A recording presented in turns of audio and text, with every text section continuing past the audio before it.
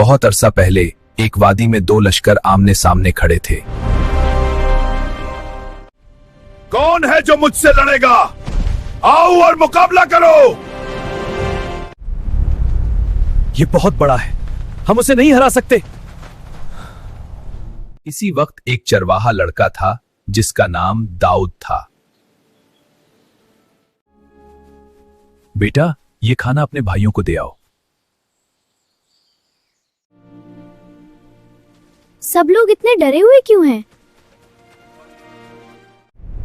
अगर हिम्मत है तो मेरे सामने आओ। मैं इस फिलिस्ती का मुकाबला करूंगा। तुम अभी बच्चे हो। खुदा ने मुझे शेर और रीछ से बचाया, वही मुझे उससे भी बचाएगा।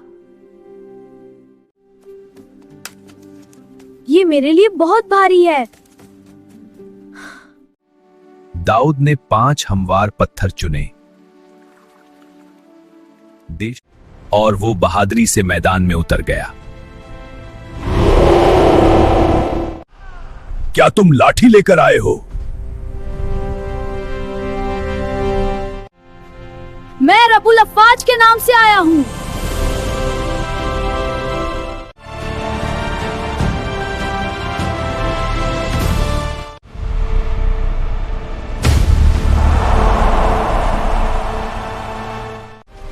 और देव जमीन पर गिर गया।